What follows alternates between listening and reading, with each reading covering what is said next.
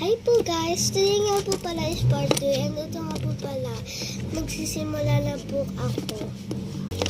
So by the way nga po pala is, ito pa po pala yung mga jigsaw puzzles ko. So naglalaro po kami. Nilagay ko po siya dito sa Pringles kasi nawawala po yung box. And hindi ko po box. By the way po, ito po, regalo po sa akin po ng Christmas.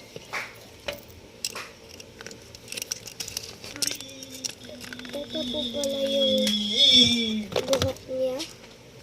Yun lang po. Sino naggulo niyan ka? Nagpapalit ka pala. Abay! Ito po. Ganyan siya.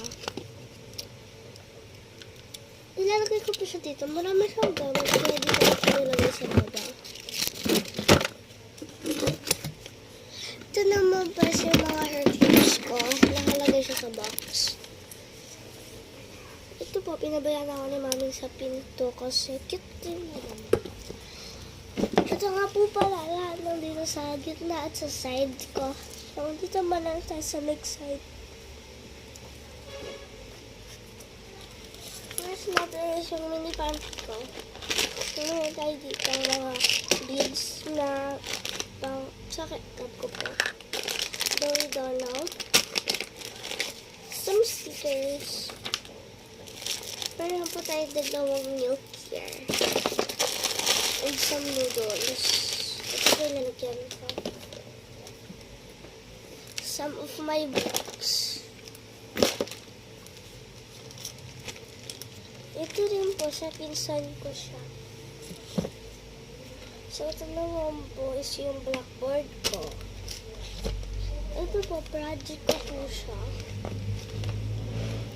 Bag ko po, tapos meron pa akong mga damit here na hindi ko po gusto ipakita kasi ang harsh ng damit na yan.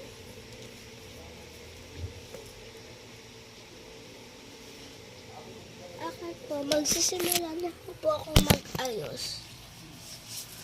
Souvenirs. Meron po tayong part 2 kayo. Mag-wait lang po kayo, ha?